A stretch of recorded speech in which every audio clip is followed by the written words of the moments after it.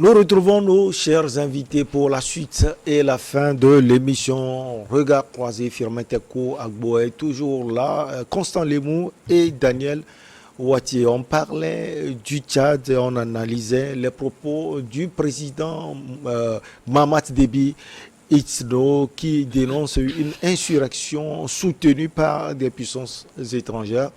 Il veut parler de ce qui est arrivé, c'était le 20 octobre dernier, où plus de 50 personnes ont été tuées au Tchad. On était avec qui, chers amis? C'était avec Constant? Exact. Je vous redonne la parole. Non, c'est... Ah, c'est vrai. Il avait fini. Oui, mais j'avais presque fini. Chuté alors, non, moi, il avait bien conclu. Il avait bien conclu. Je déplore juste ce qui s'est passé et je le regrette vivement. C'est pas sérieux au XXIe siècle. Alors, ce qui s'est passé n'était pas du tout sérieux, selon Firmin Teko. Eh bien, le jeune Déby assume toute la responsabilité d'avoir accepté massacrer ses frères. Rien ne l'y obligeait, rien, absolument rien. Sauf que tel qu'il parle, il n'est pas responsable. Il ne sera jamais responsable.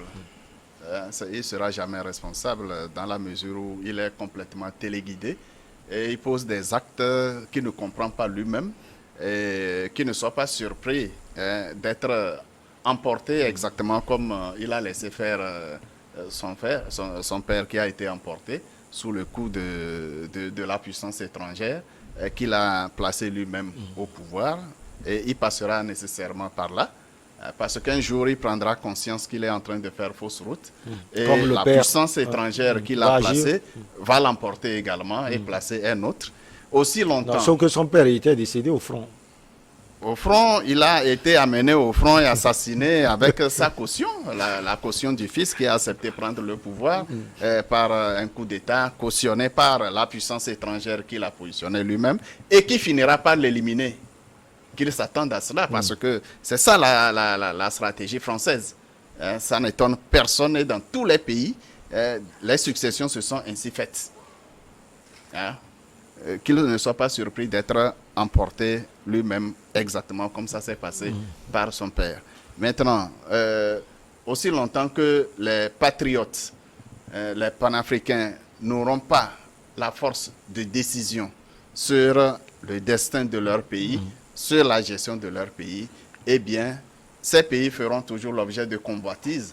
Ni la France, ni la Russie n'interviendraient au Tchad pour,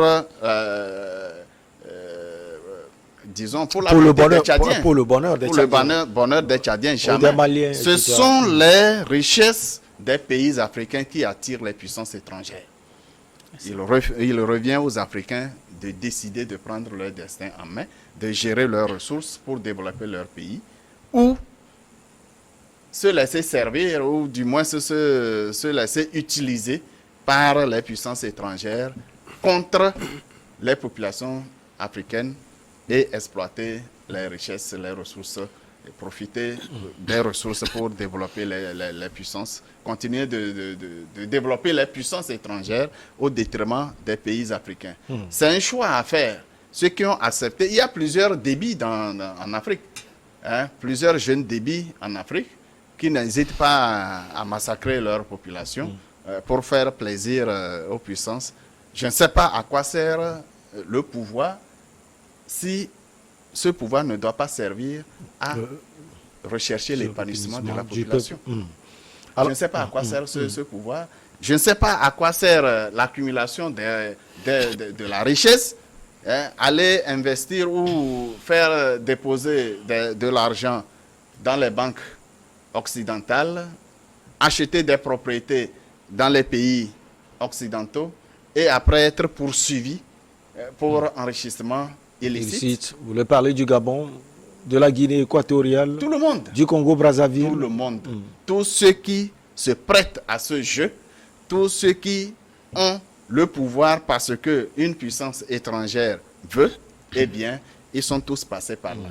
À ne pas faire amalgame avec ceux qui sont en train de se battre aujourd'hui pour faire émerger leur pays. Derrière eux, il n'y a pas une puissance. Derrière eux, il n'y a pas une puissance qui les conduit Mais il peut avoir des partenaires pour les aider. Que ça soit ce sont des partenaires pour les aider à sortir leur pays de l'ornière.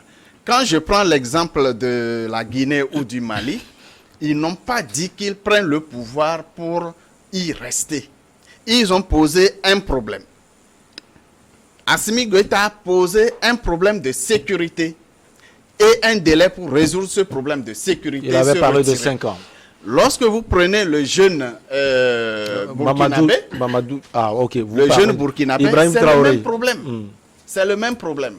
Le groupe des officiers qui a décidé de mettre en éteignoir le président Kaboré, c'était entendu qu'il faut restaurer la sécurité au Burkina Faso. Il faut relancer le pays sur la voie du développement dans la sérénité, l'épanouissement de la population. Sauf que, en trahissant Zungrana, Damiba répondait tout simplement aux injonctions de la France. Et quand il a commencé à faire le jeu, le jeune n'a pas hésité à le recadrer et devant son refus, il a déposé. Lorsque vous prenez les déclarations de ce jeune capitaine, eh bien, il est sur la ligne de Sankara et personne n'oublie la vision de Sankara. Et s'il y maintient, s'il est accompagné, ce qui sera très difficile parce que les officiers qui l'entourent ont servi Blaise Compaoré, ils ont servi le président élu, dernièrement élu, eh bien, Roch-Marc Christian Kaboré. Voilà, tous ont servi un système sous l'emprise de la puissance occidentale. Et donc, vous pensez, bref, que ça va être difficile pour Ibrahim Traoré. Comme c'est difficile pour Assimi Goïta, comme c'est difficile pour mais il faut toujours aller, il faut toujours...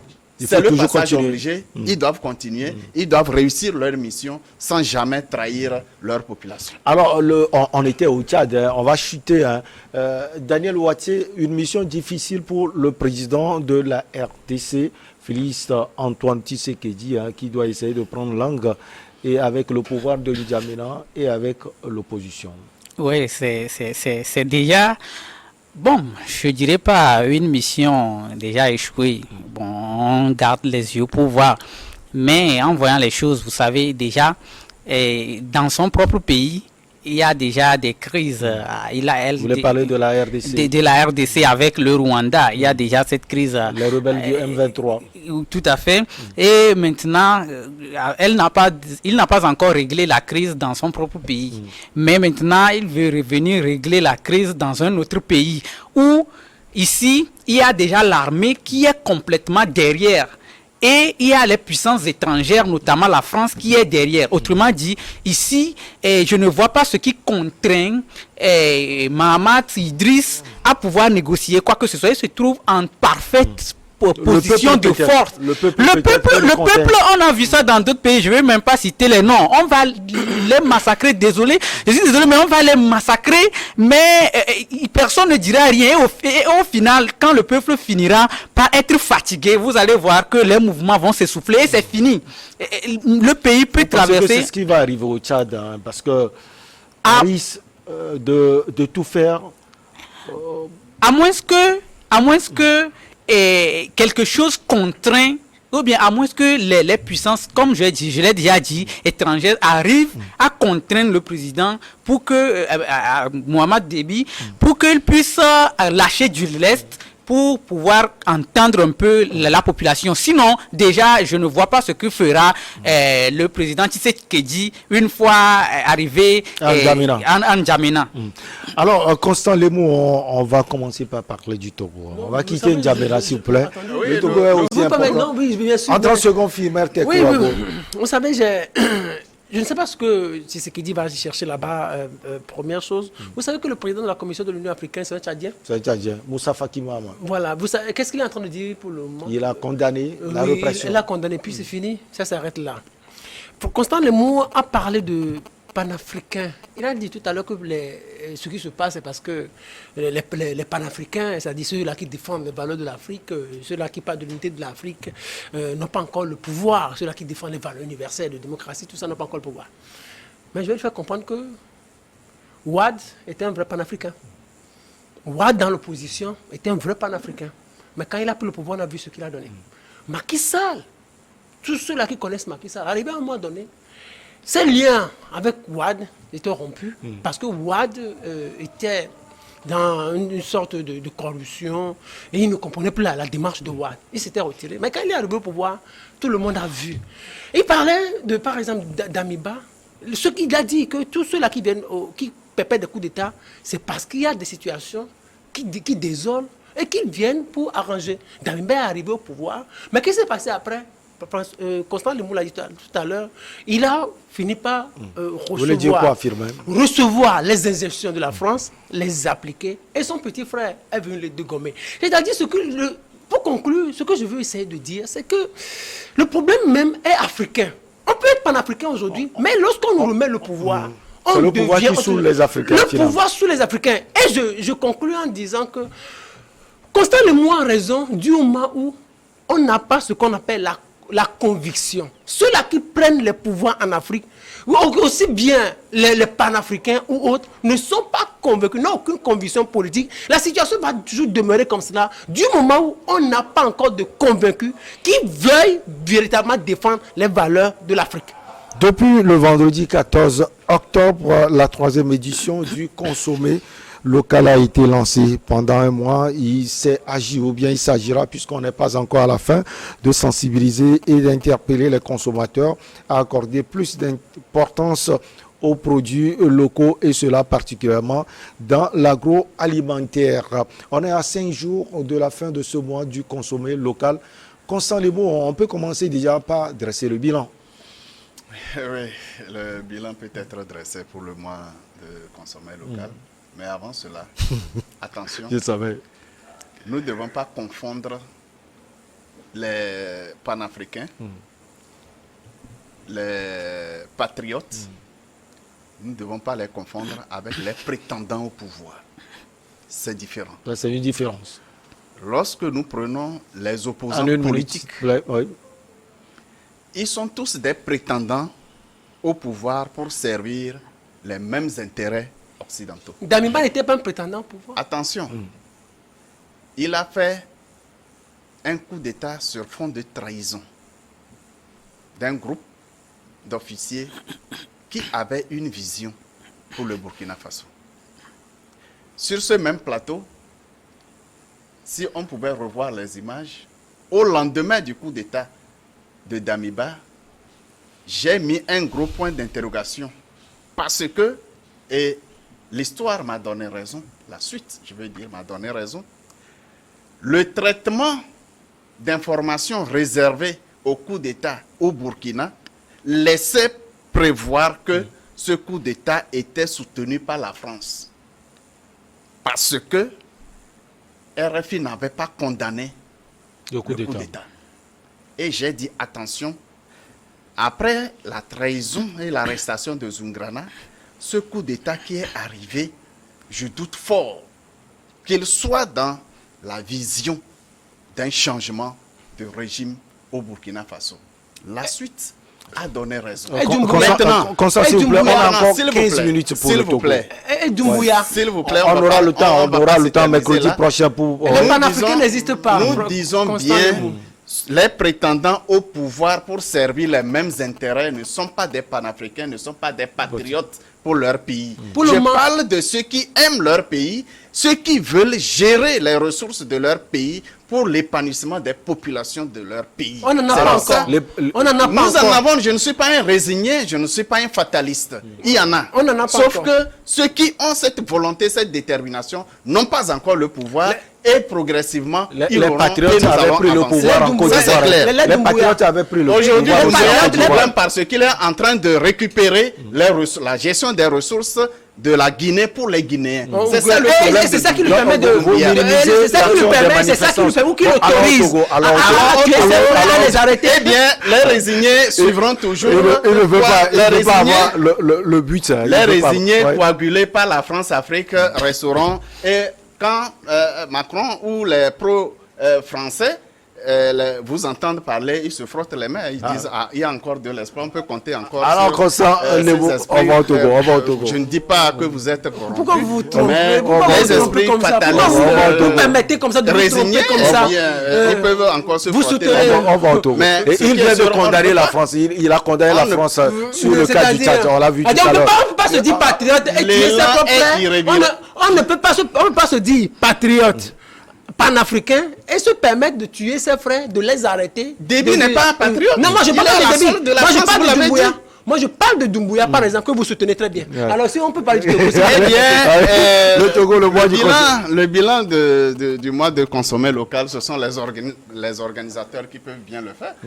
Ce bilan, ce sont les organisateurs. Nous, on peut constater. Ouais. Comme et ça, est-ce que c'est une analyser, réussite? Est-ce que c'est une réussite? C'est la deuxième édition après 2021. C'est la deuxième édition. C'est la troisième cette fois-ci, ou bien je me trompe. Après 2021, Ah, ok. c'est l'édition Ah, après 2021. C'est la Ouais. deuxième édition du mois de consommer local. Au fait, c'est un événement symbolique, mais c'est en même temps un appel à tous les Togolais à s'intéresser à la production locale, à consommer les produits locaux. Mais quelles sont les mesures qui sont mises en place pour encourager cela? C'est de ça ce qui qu'il est s'agit en important, réalité. ouais. C'est ce qui est important. Ce n'est pas l'organisation de l'événement, ce n'est pas juste... La communication, elle est importante. Elle a passé. Elle a passé. Mais le Togolais a faim. Quand il a faim, il cherche ce qui peut calmer sa faim. Est-ce que des dispositions sont prises pour que le Togolais s'intéresse aux produits togolais? Est-ce que le pouvoir d'achat du Togolais lui permet de consommer local? Ce qui est local, c'est sain. Nous sommes d'accord.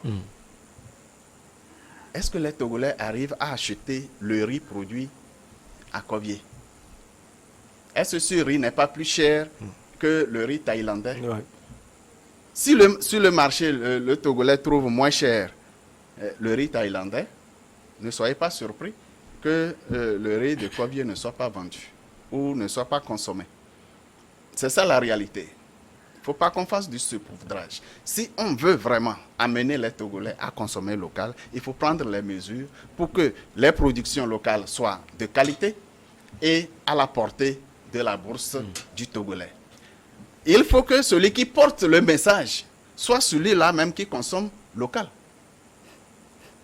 Vous n'avez pas l'impression là? Aux différentes rencontres, à un certain niveau de l'administration togolaise ou bien au niveau des rencontres politiques.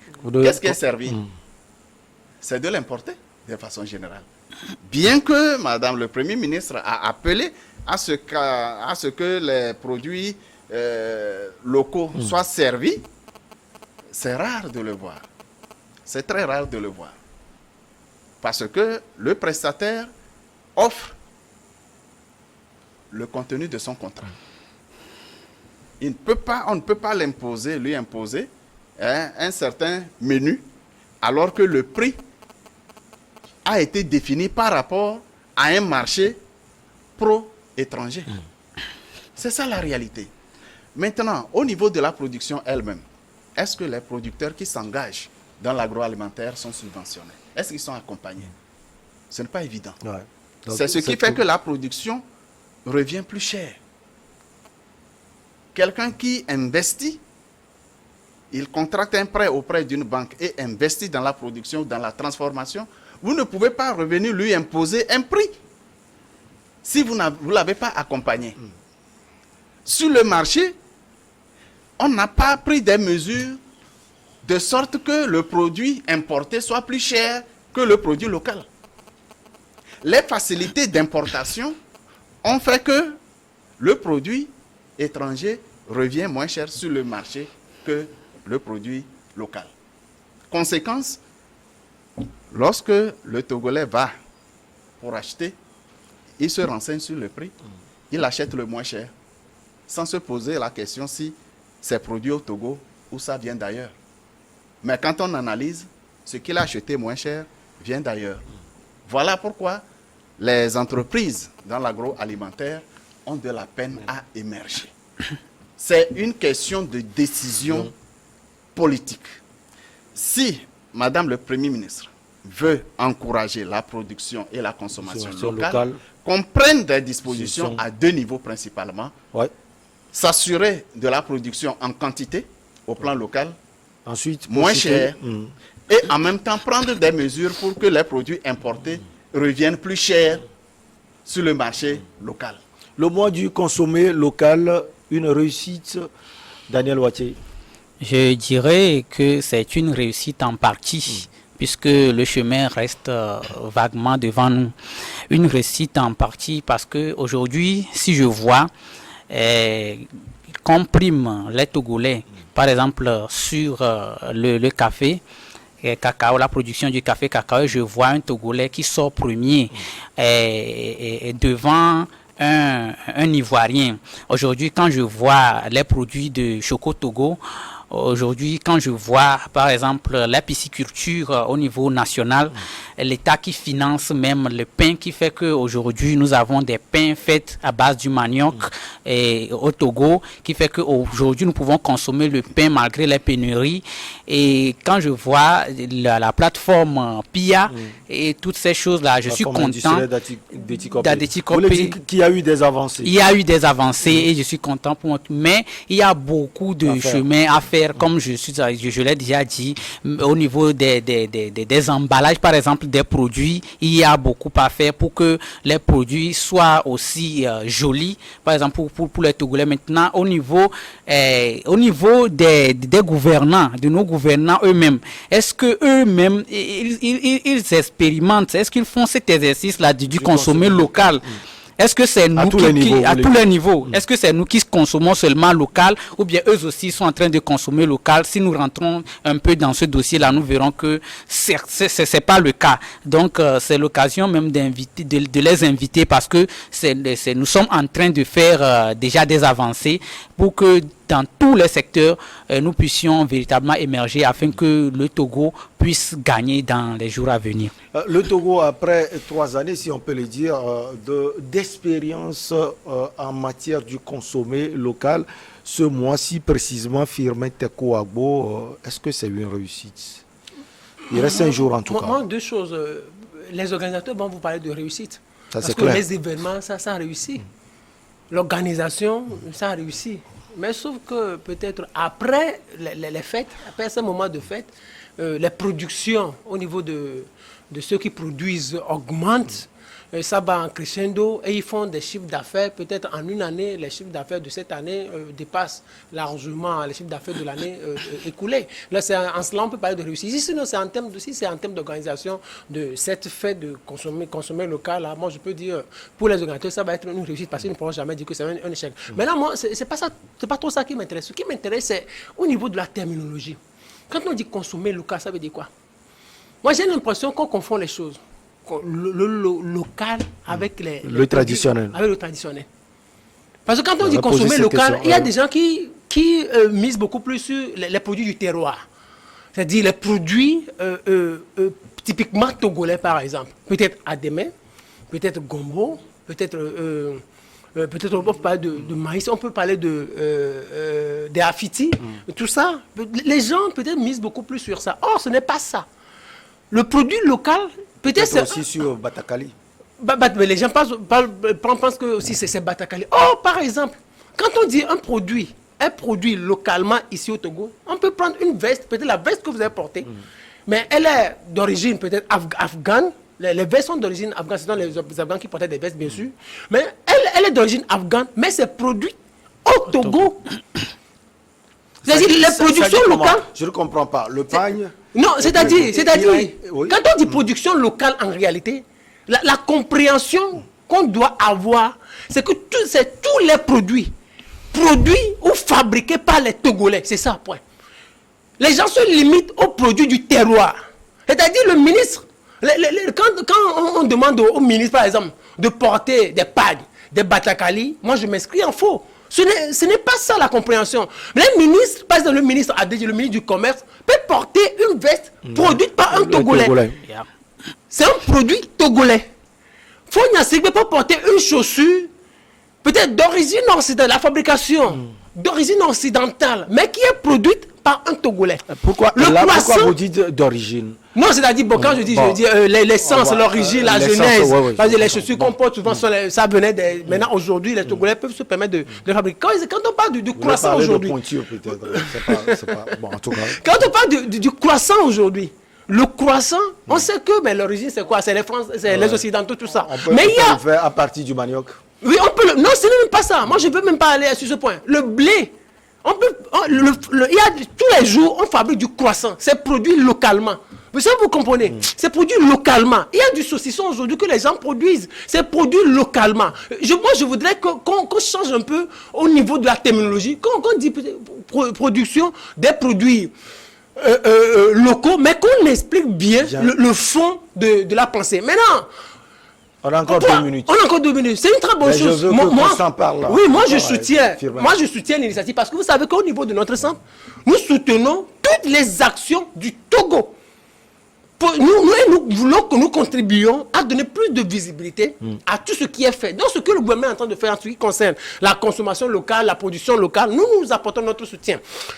Vous savez, regardez par exemple ce document, il y a les devoirs constitutionnels du citoyen. C'est produit par le ministère des droits de l'homme, la formation à la citoyenneté. C'est un produit togolais. Et c'est avec notre centre, nous sensibilisons beaucoup plus sur la citoyenneté, surtout avec l'évolution du monde. Nous avons des projets comme ça pour sensibiliser les gens. Et c'est pour cela, moi je dis, ça c'est une production locale. Moi je soutiens ce document produit par le ministère des droits de l'homme, la formation à la citoyenneté, qui concerne les devoirs constitutionnels du citoyen, les 9 devoirs constitutionnels du citoyen. Si les gens veulent, ils peuvent s'en procurer, ils peuvent se rendre au ministère des droits de l'homme du Togo pour s'en procurer. C'est une production locale. Nous apportons notre contribution à tout ce qui est produit au Togo. Toutes les actions du Togo, nous, au niveau du Centre de recherche de géopolitique internationale, nous apportons notre quitus, notre contribution. Firmin Tekouabo, vous avez fait la publicité à votre centre. Après, on va faire un tour au niveau de la direction commerciale. Je sais que Constant Lemou veut également parler. 30 secondes, s'il vous plaît. On n'a plus pas le temps. Oui. Je dirais ceci, il ne faut pas confondre la transformation des produits étrangers au Togo et la consommation locale. Lorsque vous prenez les croissants à base de la farine de blé, la plus-value ne revient pas au Togo. La plus-value, c'est le producteur de la farine de blé. Nous sommes d'accord. Consommer local signifie la production au Togo, la transformation au Togo, et la consommation au Togo. Ce que je peux ajouter à la nécessité d'accompagner la production, la transformation, surtout la possibilité de mettre en une concurrence favorable aux produits togolais, il faut encourager, il faut accompagner les Togolais et les producteurs ou les transformateurs doivent se faire violence et développer l'exception togolaise. L'exception togolaise pour que les produits du Togo soient de qualité et reconnus par les Togolais comme tels et même vendables ailleurs sur le marché sous-régional et international. Moi, je dis, pour ajouter, moi je dis, sortons un peu de cet esprit du terroir, cet esprit du terroir pour parler du local. Du local. Ça a été un plaisir en tout cas de vous avoir sur ce plateau.